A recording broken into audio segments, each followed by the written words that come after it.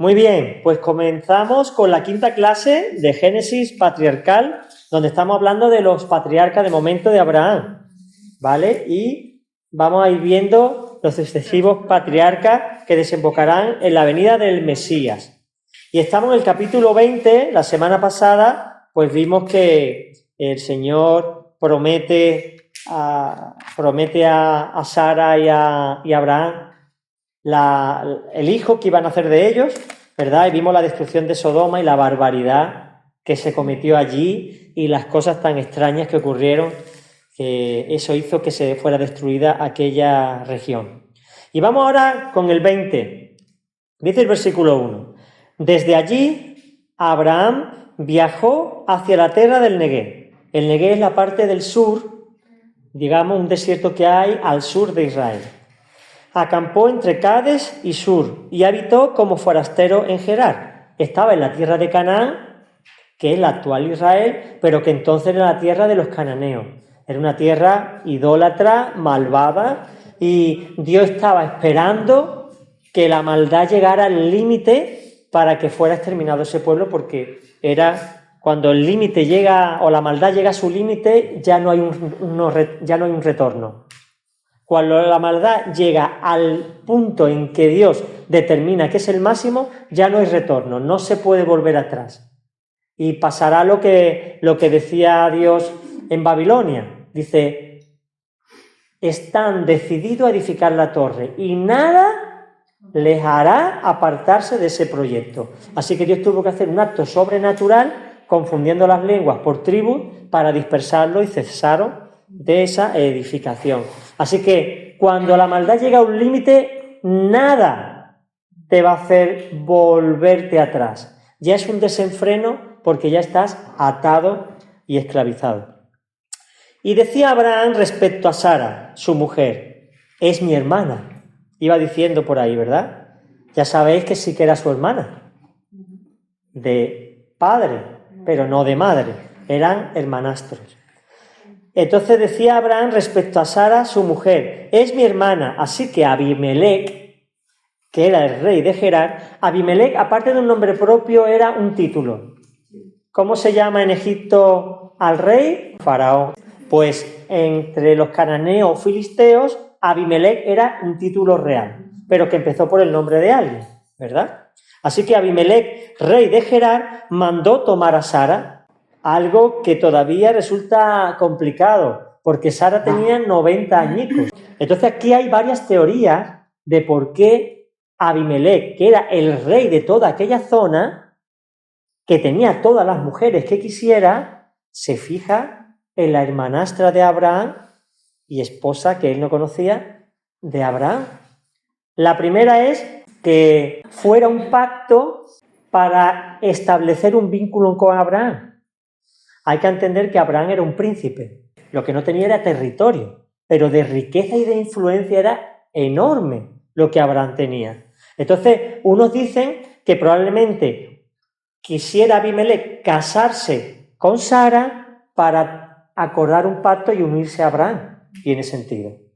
Otros dicen que también tiene sentido que Dios hiciera un acto milagroso y que aparte de la belleza natural que Sara tenía, que la Biblia lo menciona en algunos pasajes, cuando Dios le dice, dentro de un año te visitaré en el tiempo de la vida, como vimos la semana pasada, y tendrás a un hijo, que Dios la rejuveneciera, a ella y a Abraham, para que pudieran engendrar ese hijo. Es otra teoría que también es bastante factible. ¿Que puede ser una mezcla de las dos? Puede ser. La cuestión es que Abimelec tomó a Sara. Pero Elohim vino a Abimelec en un sueño aquella noche. Normalmente a los paganos Dios no se presenta visiblemente como lo hizo con los patriarcas, siempre en un sueño. Es verdad que también lo hizo con José y con algunos otros que se reveló en sueños, ¿no? Pero normalmente a los patriarcas, a los ungidos, a las personas escogidas, Dios se revela a través de un ángel o de el ángel de Yahvé, que es el mismo Jesús. Muy bien, dice el versículo 3, que Elohim vino a Abimelech en sueño aquella noche y le dijo: he aquí, eres hombre muerto, a causa de la mujer que tomaste, pues ella está casada y tiene marido. Pero Abimelech, que no se había llegado a ella, o sea, la había tomado como esposa, pero no había consumado el matrimonio. Dijo entonces: Señor, ¿matarás también a gente inocente? La pregunta es, ¿por qué Dios le dio ese ultimátum? Eres hombre muerto, a causa de la mujer que has tomado. Pues no es mujer tuya, sino de Sara. La importancia de las relaciones matrimoniales, ¿verdad? ¿Cuál era el problema? Dios no podía permitir que Sara fuera mancillada por el rey. Algunos dicen que probablemente Sara estuviera ya embarazada. No lo menciona la Biblia y la mayoría de los comentaristas dicen que no, porque era un año y había margen para que Sara todavía no estuviera embarazada. ¿Posibilidad había? Alguna, pero probablemente no. Pero fuera que estuviera embarazada de Isaac o no, era mancillar a la mujer de la que iba a nacer la simiente que llegaría a ser de Cristo. Y Dios no podía tolerar que la mujer fuera mancillada por un pagano, aunque tuviera temor de Dios. Así que Dios fue muy duro. Eres hombre muerto. Y él dijo: ¿matarás también a gente inocente? ¿No me dijo él, ella es mi hermana, y ella también dijo, es mi hermano? Con integridad de corazón y limpieza de manos he hecho esto. Fíjate qué curioso que tiene un diálogo en los sueños. Dios con él. Es que una cosa es un sueño donde hay un proceso de descarga del consciente y del subconsciente aparece y uno tiene historia y vivencia, a un sueño de Dios. En el sueño es Dios mismo que por el Espíritu Santo habla a nuestro consciente y de alguna manera se produce un proceso cognitivo entre Dios y nosotros. Y tú puedes hablar a Dios y Dios te habla a ti. Hay sueños donde no hay un diálogo, pero uno entiende que Dios está, ¿verdad? Así que él le dice: Señor, con integridad de corazón y limpieza de mano he hecho esto, soy inocente. Y Elohim, es decir, el Dios o los dioses, se puede traducir como los dioses, ¿no? Hablando de la Trinidad, le dijo en el sueño: también yo sé que con integridad de tu corazón has hecho esto. Dios conoce la intención del corazón. Dios conoce la verdad de todo. Él puede vernos transparentemente y no hay nada que le podamos ocultar, ni lo más profundo de las intenciones de nuestro corazón. Y yo también te retuve de pecar contra mí. Si no, es que te hubiera tenido que matar. Pero no he permitido esto, ni te permití tocarla. Porque el rey podía haber dicho: para consumar el matrimonio, me acuesto con ella y ya está todo resuelto. Pero no lo hizo. Dios lo retuvo. Y Dios, en el medio natural, hace más cosas de las que entendemos. En nuestra vida no nos enteramos de la mitad de la película. Pero Dios está interviniendo en procesos naturales del día a día, protegiéndonos, avisándonos, guardándonos, iluminándonos, alimentándonos constantemente. Y es un proceso que nosotros tenemos que aprender a valorar, sobre todo cuando uno es sensible a la voz de Dios, es que es capaz de percibir. Como dijimos, cuanto más te expongas a la luz del sol, más moreno estarás. Cuanto más te expongas a la presencia de Jesús, más sensible estará su voz y podrás discernir con más facilidad. Así que dice en el 7, devuelve ahora a la mujer de ese hombre porque es profeta y él orará por ti y vivirás. Ese es el hombre que va a orar por ti. Si él no ora por ti, que sepa que ya se acabó tu vida. Así que respeta al profeta y pídele que ore por ti, porque si no, no vivirás. Fíjate, hermano, la importancia de la autoridad. ¿Quién era mayor? ¿Abimelech, el rey de todo aquello, o Abraham, un príncipe peregrino que iba de paso? En el mundo, Abimelech es mayor. ¿Pero qué dice la palabra? Que el mayor bendice al menor. ¿Quién era para Dios mayor? ¿Abraham o Abimelech? Abraham. Por eso dijo: el profeta va a orar por ti y vivirás. porque él es mi autoridad y él es mayor que tú. Los comentaristas dicen que Abimelech era creyente. Algunos dicen que él probablemente creería en Yahvé y de alguna manera tuviera revelación.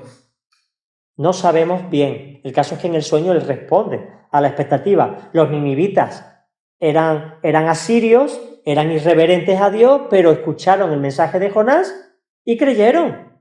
Y por eso dijo Jesús, en el día del juicio ellos os condenarán, porque se arrepintieron por la predicación de Jonás. Pero vosotros, que tenéis aquí uno mayor que Jonás, no lo habéis recibido. Por eso, cuanto mayor es la revelación, mayor es la responsabilidad. Por eso el que reclama un ministerio está pidiendo ser probado de una manera que el resto no va a ser probado. Como Abraham fue probado de una manera que Sara no lo fue. Pero si es que Isaac era hijo de Sara, pero no se enteró. La prueba fue para Abraham. Sara no hubiera superado la prueba. Considera Dios a Abraham como profeta, pero era un patriarca. Tampoco es que el hombre fuera por ahí como el profeta Elías. Es que tenemos una impresión o una interpretación de lo que es profeta que no es correcta. Un profeta revela la voluntad de Dios para un pueblo en un momento determinado. La palabra revelada se puede hacer profecía cuando se predica y se hace tuya. Cuando tú recibes esa palabra y Dios te habla con un versículo, ahí está viendo un acto profético, porque la palabra, que es la letra, que por cierto mata, se convierte en vida cuando el Espíritu la comunica a través de un servidor. De hecho, vimos la semana pasada que Dios le dice, instruye a tus hijos, instruye a tus nietos. Es que la instrucción forma parte de la profecía. El maestro, en cierto modo, es profeta. El pastor, en cierto modo, es profeta. Y hoy día se está confundiendo el tema profético con el escatológico. Es decir, ¿un profeta revela el futuro? Necesariamente no. De hecho, la mayoría de los profetas hablan parte escatológica, pero hablan parte de la realidad. El pueblo de Dios se ha revelado, Dios conoce su corazón y va a venir catástrofe. Pero está revelando un presente. Y un futuro inmediato o un futuro a largo plazo. Y dice, pero si no la devuelves, sabe que de cierto morirás tú y todos los tuyos. Abimelech entonces se levantó temprano por la mañana, no esperaría ni a desayunar, y llamando a todos sus siervos les habló todas las cosas en privado. Y aquellos hombres sintieron un gran temor. ¿Por qué? Porque venía una gran calamidad si el rey no arreglaba el agravio, porque iba a ser para todos los suyos. De hecho, vamos a ver después que cerró la matriz de todas las esposas, de todos los siervos, y no hubo hijos, no había embarazos, lo cual era algo anormal. Siempre había alguien embarazada. La sociedad que tenemos hoy es la anormal. No queremos hijos, hay medio anticonceptivo y por lo tanto podemos regular eso. Pero antiguamente todo el que tenía relaciones tenía un bebé. Entonces, el hecho de que se cerraran las matrices era una normalidad y una maldición para aquella época. Así que tuvieron gran temor y dijeron, tenemos que remediar esto. Luego Abimelech llamó a Abraham y le plantea 3 preguntas. Primera, ¿qué nos has hecho? Segunda, ¿en qué hemos pecado contra ti, que has traído contra mí y contra mi reino tan gran pecado? La segunda, ¿verdad? Hiciste conmigo cosas que no se deben hacer. ¿Qué te he hecho yo? ¿Por qué me engañas de esa manera? ¿Por qué me traes esta maldición cuando yo he sido inocente y lo único que he querido es casarme con una mujer, probablemente para tener un vínculo contigo? Dijo además Abimelech a Abraham. Tercera pregunta, ¿qué te indujo a hacer cosas semejantes?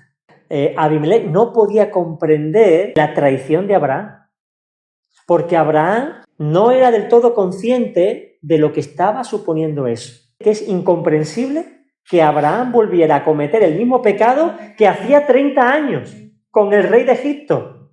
Lo mismo exactamente. 30 años después, con una madurez, con unas vivencias con Dios, vuelve a cometer el mismo error por temor. Y ya no solamente el tema de dejar a Sara en manos de un extraño y que hiciera con ella lo que quisiera. Es que estaba mancillando de donde saldría la simiente del Mesías que amaría al mundo y moriría por él. O sea, Abraham no sabía lo que estaba haciendo. pero Dios le permitió cometer esa locura para también hablarle a Abimelec y mantener de que el pacto entre Dios y Abraham solamente lo cumplía Dios. Cristo tiene que controlar nuestras vidas, hermano. Que nadie piense que tiene control de su vida y que lo está haciendo meridianamente bien. Somos, hermanos, y discúlpame, un puro desastre. Si el Espíritu Santo no nos guía, hermano, es que no damos una. Solamente cuando el Espíritu nos ilumina es que empezamos a tener cordura. Nuestras vidas serían un desastre si el Espíritu Santo no tuviera misericordia como la tuvo con Abraham. Así que responde Abraham, porque me dije, ciertamente no hay temor de Dios en este lugar. Es un argumento relativamente válido, pero ¿y la fe en Dios? La confianza en el Señor que ya te había preservado en Egipto, porque vuelves con la misma artimaña natural y carnal para proteger tu vida cuando estaba en juego el mancillar a tu esposa. No hay temor de Dios en este lugar y me matarán por el asunto de mi mujer. Si Dios ya te había dicho que de ti nacería el Mesías, ¿por qué no crees a Dios? Si ya Dios te ha prometido varias veces que de ti nacerá una gran nación incontable como las estrellas del cielo. ¿Qué es lo que había en el corazón? Incredulidad.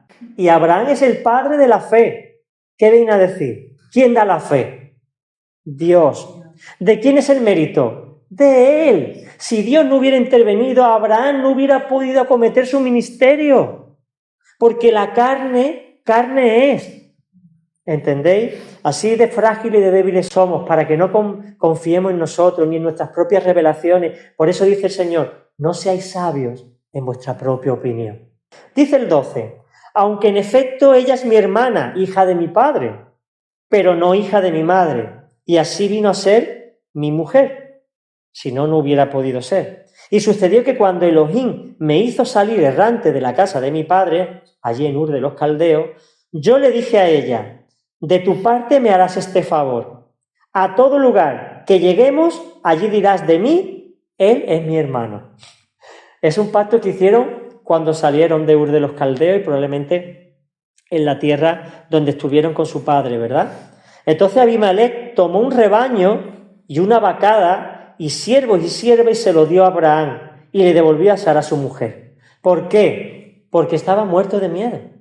Porque Dios le había dicho, hombre muerto eres. No hay que hablar nada. Como tú no dejes a esta mujer, se acabó.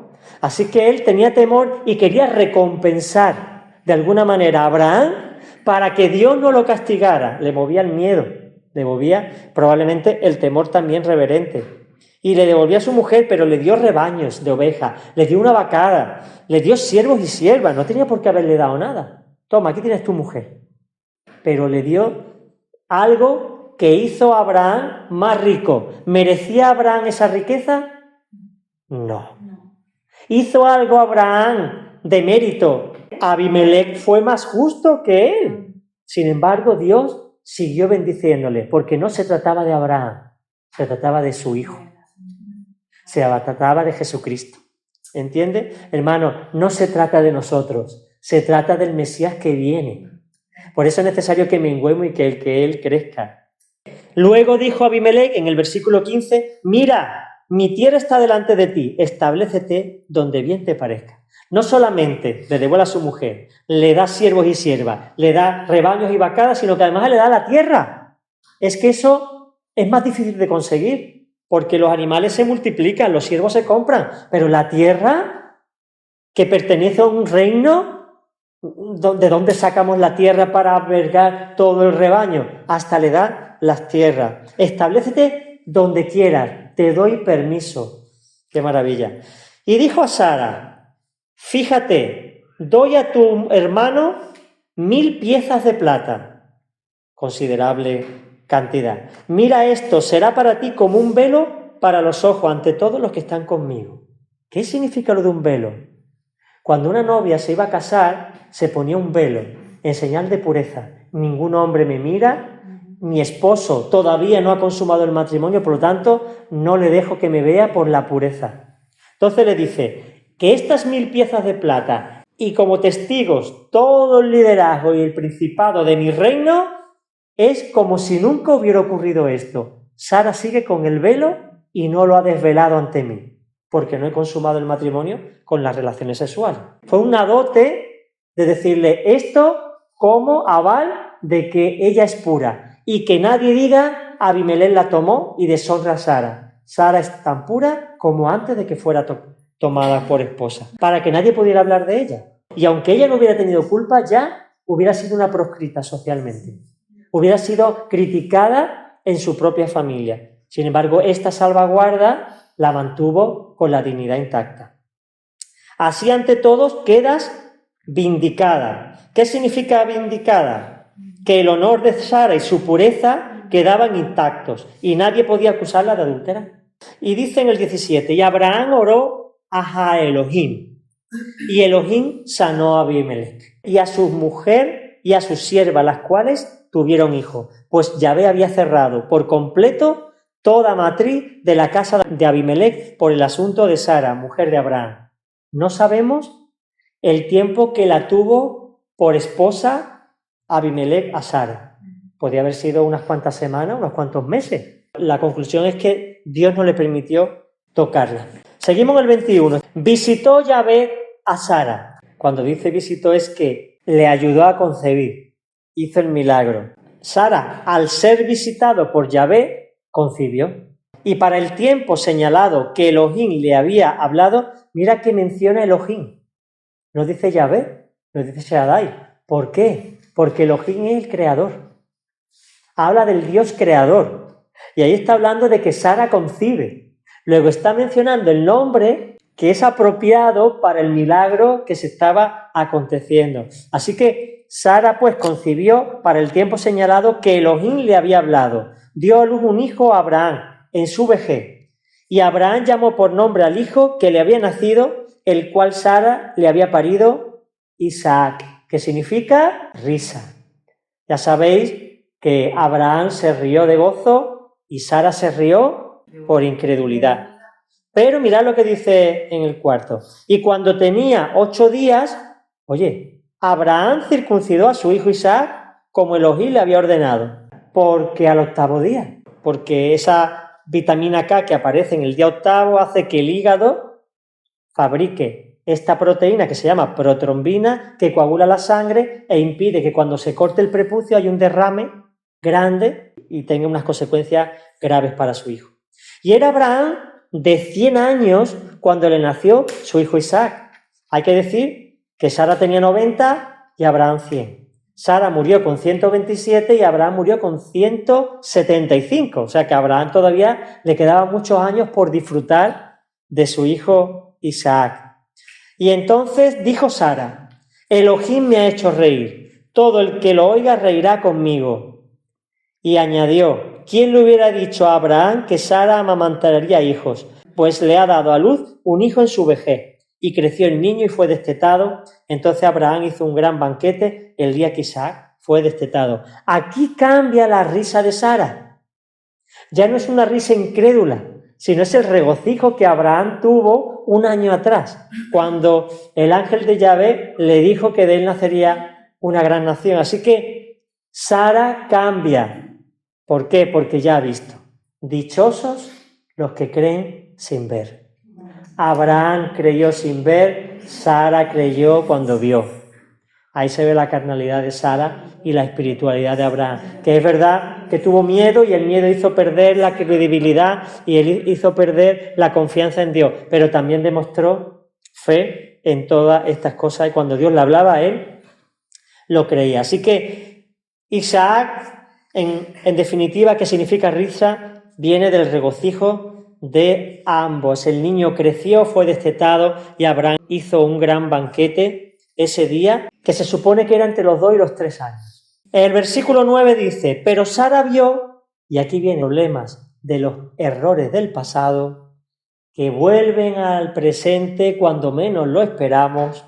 Sara vio que el hijo de Abraham, que había tenido de Agar, la esclava egipcia, se burlaba. La palabra original indica de que era una burla dura, era un acoso.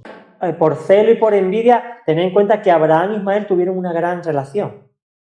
Pero Isaac fue un estorbo para Ismael. El vínculo que estaba teniendo con Ismael ya no era el mismo. Ismael tendría unos 16 años. Por eso le dijo a Abraham, Sara, expulsa a esa esclava y a su hijo. Era ella la que había provocado todo el conflicto y no quería verlo, lo aborrecía. Porque no heredará el hijo de esa esclava con mi hijo, con Isaac. Pero el asunto pareció muy grave ante los ojos de Abraham por cuanto era su hijo. ¿Cómo me puedes decir que deseche a mi hijo? Es mi hijo, aunque no sea el hijo de la promesa, es mi hijo, ha nacido de mis entrañas, lo quiero. ¿Cómo me dice expulsa a mi hijo y a la esclava? Le pareció algo muy grave y por supuesto Abraham dijo no puedo echar a mi hijo. Entonces dijo Elohim a Abraham, no parezca grave ante tus ojos lo del muchacho y tu sierva. Escucha la voz de Sara en todo lo que te dice, porque en Isaac será llamada descendencia. Aunque también del hijo de la sierva haré una nación. Él es descendiente tuyo. Aunque no nacería la promesa de él, era descendencia de Abraham. Y Dios bendice todo lo que viene de Abraham. Ismael, los pueblos árabes, que eran 12, que al final serían conquistadores de todo el mundo occidental, que vienen de Ismael, son bendecidos. Así que escucha la voz de Sara en todo lo que te dice, porque yo estoy detrás. Yo haré de él una gran nación, no te preocupes. Tu hijo no morirá, como tú me dijiste, que mi hijo no muera. No morirá. Y será el líder de una gran nación porque desciende de ti. Por causa de ti, yo lo bendigo. Y estamos en el versículo 14 del capítulo 21. Abraham entonces se levantó temprano en la mañana, tomó pan y un odre de agua y lo dio a Agar. El odre podía pesar 10 kilos, tendría unos 12 litros, 10 kilos. Lo puso en el hombro de Agar, poniendo sobre su hombro también al niño y la despidió. Realmente Dios desheredó a Ismael, porque Ismael no heredó nada de Abraham. Se fue con un odre de agua y pan. Y Dios le proveyó de lo demás, pero no le dio nada, ni camellos, ni sirvientes, no le dio nada, no podía. ¿Por qué? Porque lo que tenía Abraham se lo había dado Yahvé. Y lo que Dios le había dado a Abraham era para su hijo Isaac. No podía compartirlo. Es lo que Cristo dijo cuando aquella mujer sirofenicia, que quería que sanara a su hijo y fuera liberada. No es justo darle la comida a los perrillos. Yo he venido a sanar a los hijos de Israel. ¿Por qué? Porque Yahvé, Dios, lo que quería era bendecir la descendencia de Abraham a través de Isaac hasta que llegara al Mesías y no podía compartirlo con nadie. Aunque Dios en su misericordia le proveyó, pero no de lo que le había dado a Abraham. Ella se fue y anduvo errante por el desierto de Beerseba, que es muy interesante lo de Beerseba porque significa pozo del juramento. Vamos a ver por qué, ¿no? Y cuando se acabó el agua del odre, entonces puso al muchacho debajo de unos arbustos. Luego fue y se sentó enfrente a distancia como un tiro de arco, entre 30 y 50 metros de distancia aproximadamente. Y es curioso lo del tiro de arco, porque Ismael llegó a ser un buen tirador de arco. Y es curioso que Moisés haga mención de esa distancia porque estaba haciendo ya referencia al ministerio que Ismael iba a tener. Un hombre de guerra que iba a ser como un burro silvestre que iba a estar contra todos y todos contra él. Iba a ser alguien de mucha agresividad. Se dijo a Agar, así no veré cuando el muchacho muera. Se sentó enfrente y alzó su voz y lloró. Pero mira qué cosa más interesante el versículo 17. Pero Elohim oyó la voz del muchacho. Oye, ¿quién estaba alzando su voz llorando? Era Agar. Pero dice, Elohim oyó la voz del muchacho. ¿Qué significa Ismael? Dios oye. Lo que está diciendo es que aunque era Agar la que lloraba, a quien responde Dios es al llanto y al clamor que interiormente estaba haciendo Ismael, porque venía de Abraham. Pero Elohim oyó la voz del muchacho y el ángel de Dios llamó a Agar desde los cielos. Y le dijo, ¿qué tienes, Agar? No temas, porque Elohim ha oído la voz del muchacho. Levántate, alza al muchacho y sosténlo con tu mano, porque haré de él una gran nación. Le da a la madre también una esperanza de que de él nacería esa nación poderosa. Y Elohim le abrió los ojos y vio un pozo de agua. El pozo estaba ahí, pero no lo había visto. Y así pasa con nuestras vidas. La bendición está ahí, pero hasta que el Espíritu Santo no nos abre el entendimiento es que no lo vemos. Es que no respondemos, es que no reconocemos. Por eso, cuanto más lejos de Dios, más ingratos seremos. Porque seremos incapaces de ver la bendición y la provisión del Señor. Ahora, cuanto más cerca de Dios, con más claridad veremos sus beneficios y seremos agradecidos y veremos la provisión que el Señor nos está ofreciendo. Así que le abrió los ojos y vio el pozo que estaba allí, pero ella no era capaz de ver por su carga, por su preocupación, por su cansancio, por la sed. Y llenó el odre de agua y dio a beber al muchacho. Y estuvo Elohim con el muchacho por causa de Abraham, el cual creció y habitó en el desierto y fue tirador de arco. Relación con la medida de la distancia entre Agar y él. Y dice el 21, y habitó en el desierto de Parán, y su madre tomó para él una mujer de la tierra de Egipto. ¿Por qué? Porque ella era egipcia. Entonces buscó en su tierra a alguien para su hijo. Sucedió en aquel tiempo que Abimelec y Ficol, que era el capitán de su ejército, Abimelec era el rey y Ficol el capitán, se dirigieron a Abraham diciendo: Elohim está contigo en todo lo que tú haces. Él y todos veían que Dios estaba con él, que prosperaba, que era bendecido, que había sabiduría, que había revelación. Ahora pues, júrame aquí por Elohim que no me engañarás, ni a mí, ni a mi hijo, ni a mi posteridad. Conforme a la misericordia que he obrado contigo, haz conmigo y con la tierra en que estás como forastero. Y dijo Abraham: lo juro por él, como diciendo, él es mi respaldo, él es mi aval. Pero Abraham se quejó ante Abimelec por causa de un pozo de agua. Bueno, hay que entender, ¿por qué Abimelec se acerca a Abraham a pedirle esto? Porque Abraham estaba creciendo.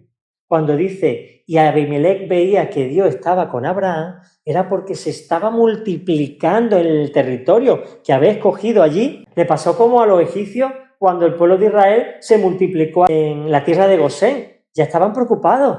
Esta gente, como le dé por rebelarse, son una potencia. Que Abraham nunca se enemistara con él y pudiera rivalizar, porque eso es tener al enemigo en el mismo territorio. Conforme a la misericordia que he obrado contigo, haz tú conmigo en la tierra que estás como forastero. Y dijo Abraham, yo lo juro. Pero Abraham se quejó ante Abimelec por causa de un pozo de agua del cual se había apoderado los siervos de Abimelec. Y dijo este, no sé quién pudo hacer tal cosa, y además ni tú me habías informado, ni yo lo había oído hasta hoy. Entonces tomó Abraham un rebaño y una vacada y se la dio a Abimelec, y ambos concertaron, y separó a Abraham 7 corderas del rebaño. Y dijo Abimelec a Abraham, ¿qué son estas 7 corderas que has puesto aparte?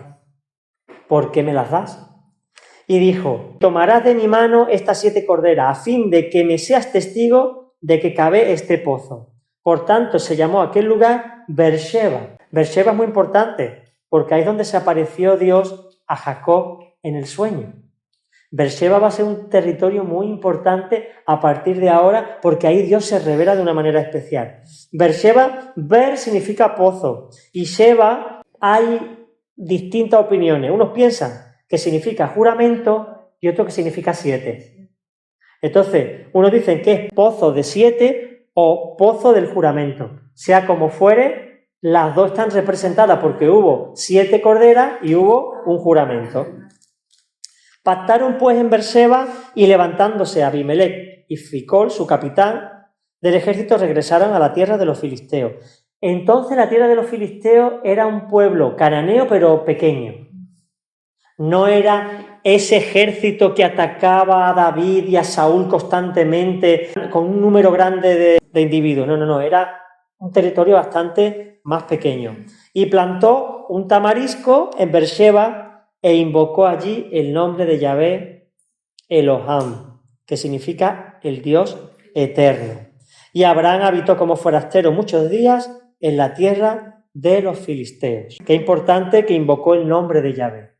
Significa no que hizo un ritual, sino que empezó a invocar en ese territorio sistemáticamente cultos de adoración y de alabanza a Yahvé y a mantener esa relación que había mantenido en los territorios por los que había pasado. Amén.